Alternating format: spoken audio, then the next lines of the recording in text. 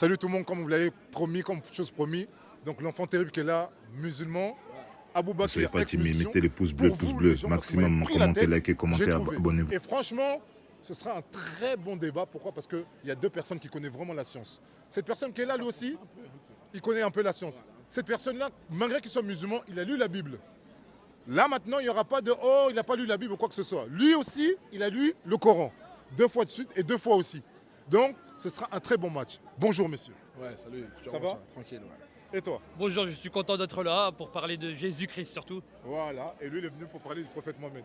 Moi, je suis venu pour parler de la religion. Voilà, donc tout est dans la paix, bien sûr. Bien sûr. Donc, comme je vous l'ai dit, quelles que soient les réponses qu'ils vont donner, ce sera juste pour le débat, ce ne sera pas de haine. Pourquoi? Parce qu'ils vont partager leur science. Et ils vont respecter leur dogme de leur religion. Vous voyez, d'accord? Ouais, c'est ça. D'accord. Ok, première question, dites-moi exactement.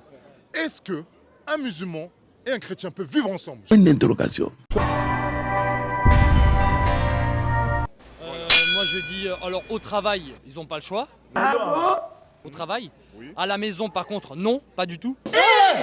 La Bible est très claire.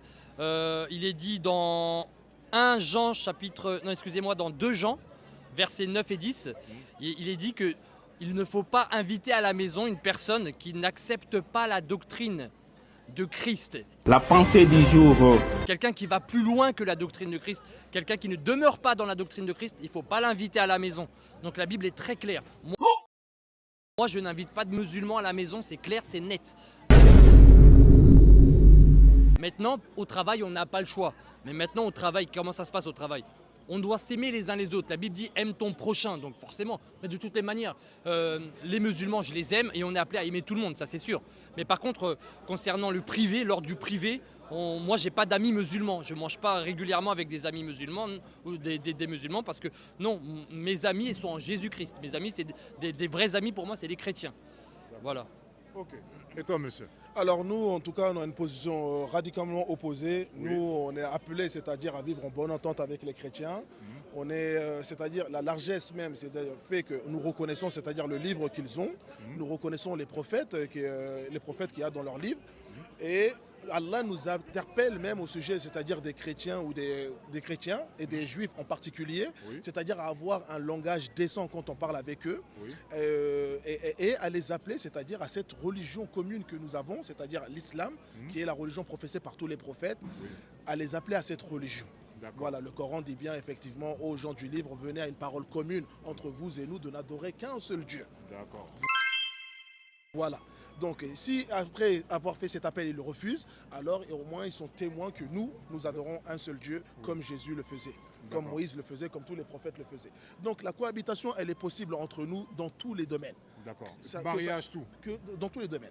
Que ce soit au travail, que ce soit à la maison, que ce soit dans la rue, que ce soit dans la société, Oui. on peut cohabiter avec des chrétiens sans aucun problème. Donc, ça veut dire qu'une femme- Ça va même jusqu'au mariage. Est-ce qu'une C'est-à-dire femme musulmane peut se marier avec un chrétien? Alors, Point d'interrogation. alors, certains avis savants, des savants disent que ce n'est pas possible Oui. que la femme se marie avec chrétien par peur que les enfants qui en découlent justement deviennent des chrétiens, parce que D'accord. l'homme reste le chef de famille. Voilà. C'est pas parce qu'une musulmane se marie avec un chrétien qu'elle va aller, c'est-à-dire être le chef de famille dans la maison du chrétien. D'accord. L'homme reste l'homme, Oui. et effectivement c'est lui qui va, c'est-à-dire donner, c'est-à-dire la marche à suivre de son foyer. Oui. Et à ce moment-là, les chrétiens d'ailleurs sont d'accord pour dire que le Christ est le chef des hommes, Oui.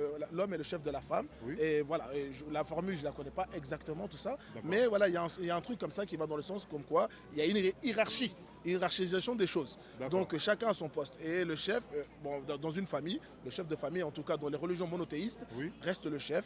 C'est l'homme. C'est l'homme. Et c'est cet homme-là qui va donner la direction à suivre à ses enfants. D'accord. Donc automatiquement, c'est pour cette sagesse-là que certains savants musulmans ont analysé que les femmes musulmanes ne pouvaient pas se marier avec. Voilà. S'ils veulent se marier avec nos femmes musulmanes, c'est très simple. Ils font comme nous acceptons tous les prophètes. Oui. Et ils n'ont qu'à accepter le prophète de l'islam. Donc Et il est on pourra- obligé de se convertir. il est obligé en tout cas d'accepter, c'est-à-dire oui effectivement de se convertir, d'accepter le dernier des prophètes, D'accord. de se convertir à l'islam pour avoir la femme musulmane. Nous on accepte tous leurs prophètes, D'accord. tous, sans exception. D'accord. On ne fait aucune distinction entre eux. Et D'accord. donc je crois que c'est normal qu'on puisse se marier. Ok. Voilà. Tu es d'accord avec lui en 30 secondes? Alors d'accord concernant le fait que l'homme est le chef de la femme, c'est ce que dit la Bible, je suis tout à fait d'accord sur ce point-là. Après par contre quand il dit que le musulman est appelé appelé à vivre avec tous les chrétiens sans aucun problème dans tous les domaines. Là par contre je ne suis pas d'accord parce que j'ai lu le Coran, j'ai lu les hadiths. Mohammed a reçu l'ordre de combattre contre les hommes jusqu'à ce qu'ils disent qu'il n'y a de Dieu qu'Allah. Donc moi je ne vois pas Mohammed et les compagnons de Mohammed fréquenter des chrétiens de manière régulière, quotidienne dans l'amitié, surtout dans les dernières années de sa vie. Au tout début de la révélation à la Mecque, oui, il y avait une certaine entente entre eux, mais vers la fin, où il y avait des guerres contre les tribus de Kouraïza, etc. Non, là il y avait une guerre. Vous savez, le Coran dit que les gens du livre ne sont qu'impuretés, les associateurs ne sont qu'impuretés. Les associateurs, les juifs sont associateurs, les chrétiens aussi. Donc je ne pense, c'est même pas je pense, je suis sûr qu'un musulman, coraniquement parlant, n'a pas le droit de vivre de manière régulière avec des chrétiens parce que nous, on est des impuretés, nous. Voilà. D'accord. Voilà. Ok. Donc voilà, là, c'est la première question. D'autres disent oui, d'autres n'est pas d'accord. Mais bon, ça reste un débat, on va le respecter. D'accord? Dans la paix. C'est normal. Deuxième question. Est-ce que les trois religions ont bien été falsifiées? Je commence par qui? Merci, c'était Qualité dit. Donc, à suivre. Veuillez suivre la suite de cette vidéo. Donc, je compte sur vous pour liker, commenter, partager et surtout abonnez-vous et le partager au max. Mettez un commentaire de paix et donnez votre dogme. 1 million de vues pour cette vidéo, même plus d'1 million. Partagez au maximum. Donc, il y aura la suite pour cette vidéo.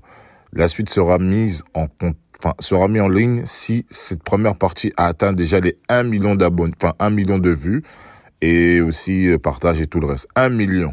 Merci, c'était Qualité dit.